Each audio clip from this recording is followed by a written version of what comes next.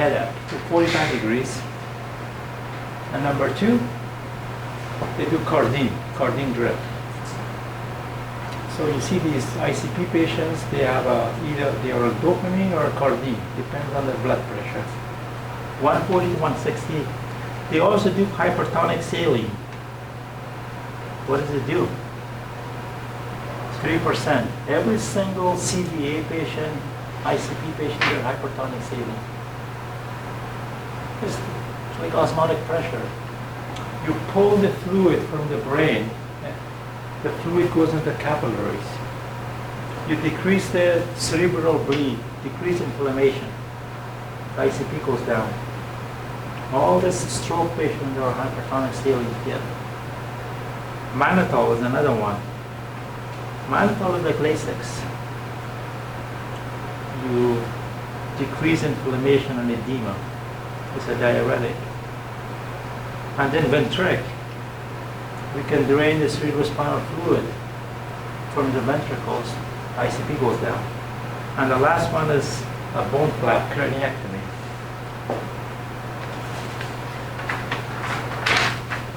Okay, that's done. Let's look, quick look at these X-rays.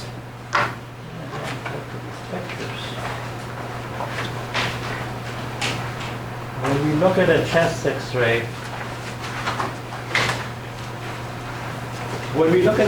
chest X-ray, the first thing we're going to look is to see how dark or how light it is, how much we can see.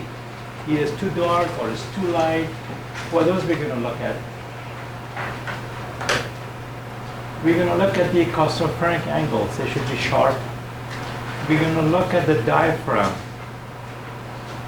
It should be dome shaped.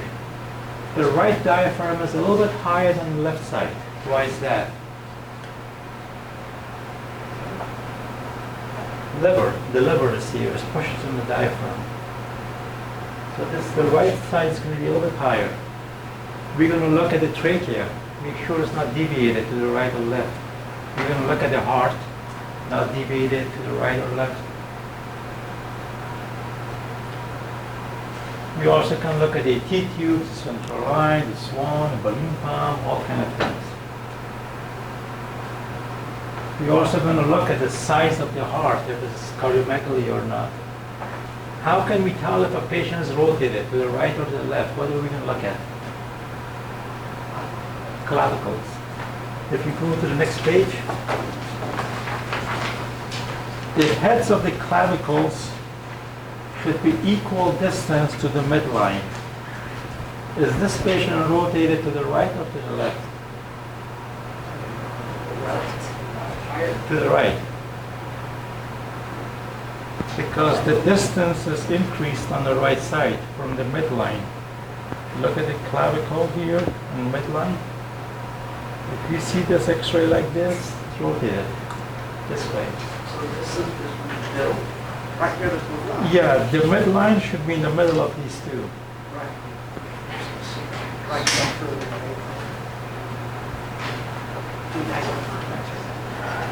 Now, we do a chest X-ray to look at the ET tube placement, but we have a problem. We cannot see the carina. What are we going to do?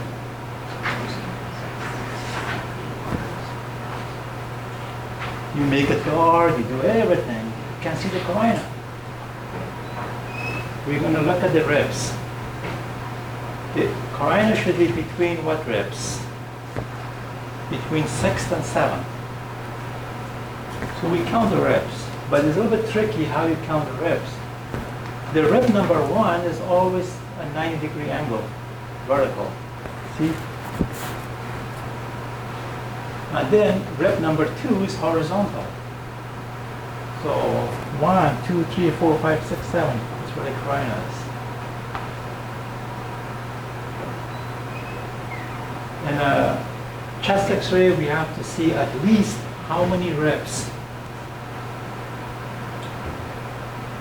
9 ribs. That means the patient took a deep breath in, and then they took the picture.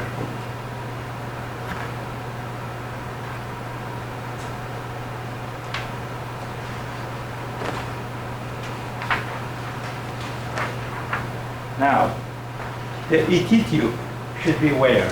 The best place. 2 to 3 cm above the carina.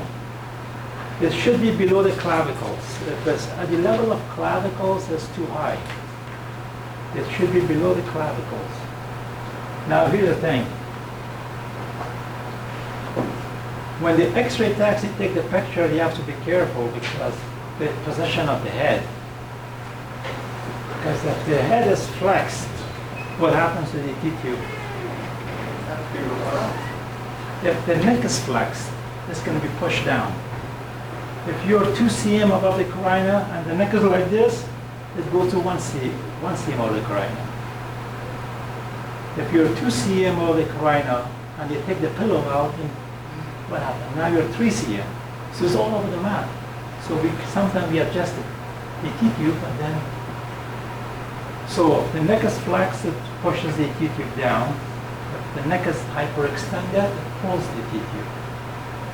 And the other thing, if the head is rotated to the right or to the left, if they do the X-ray, the head should be like this, not like this. It's going to pull the tube out. So if the rotated, it pulls the tube. So they have to watch out when they do the X-ray. How are we going to look at the size of the heart? Cardiomegaly or not? What the heart should be? Size. Yeah. It should be half the diameter of the chest. The heart should be equal distance from the midline to the side. Half the diameter of the chest, that's normal. If the size of the heart goes outside the ribs, that's cardiomegaly, how big it is. It should be equal to half.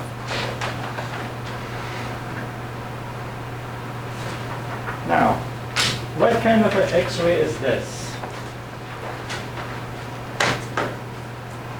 What do you think it is? Yeah? We're going to compare this to this.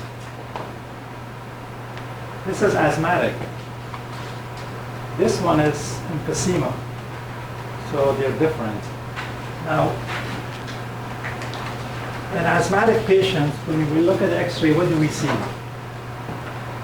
ACCS, they're going to ask you this. Hyperlucency. You see a hyperlucent chest X-ray. That means what? Too much air in your lungs. The X-ray is going to be dark. You're going to see hyperinflated chest. When you have hyperinflation, what's going to happen to your diaphragm? Okay? Diaphragm goes down. When the diaphragm goes down, what happens to your heart? It's going to pull the heart down. So if you look at the asthmatics, their heart goes like in a vertical. It's pulled down. Now all this is secondary to what? Air trapping.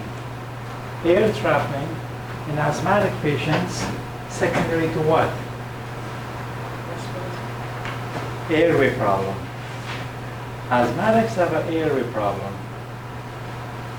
Emphysema patients, they have no airway problem. They have a different problem. So if you look at the next picture with the airway, you have a normal airway, and then you have an asthmatic airway. With the asthmatics, we have 3 problems with the airway. Problem number 1, the airway has smooth muscles around it. It's wrapped around with the smooth muscles. So the smooth muscles, they constrict. And it causes bronchospasm. And we give what for that? To relax the smooth muscles. Bronchodilators, albuterol. The problem number 2 is inflammation of the airway. For inflammation, we give what? Steroids, Solumedrol. And then number 3 is air trapping. the alveoli. The air trapping in asthmatics is secondary to increased airway resistance. It's different from emphysema patients. If you look at the next picture, this is a chest X-ray of a patient with emphysema, COPD. Hyperinflated, yeah, the diaphragm is pushed down. Hyperlucidity. Now, there's something else we see this in X-ray. What is it? Cleft. Yeah, there's a huge cleft. This is a big air bubble inside the lung. It's always in the upper lobes.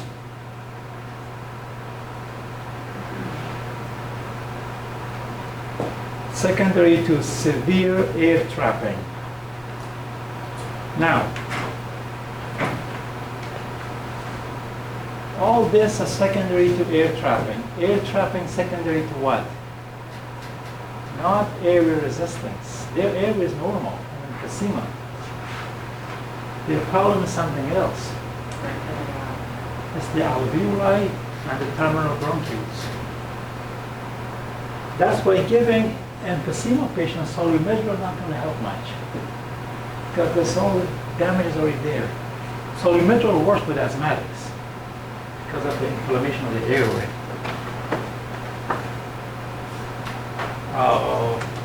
So, if we look at the next paper, we have a normal alveoli and a normal terminal bronchiole.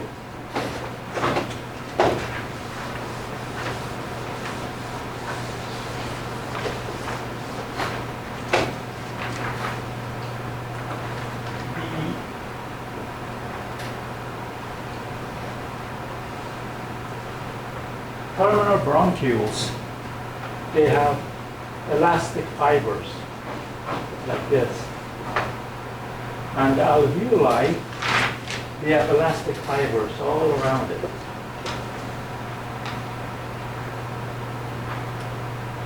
When people smoke, smoking, what does it do? It causes inflammation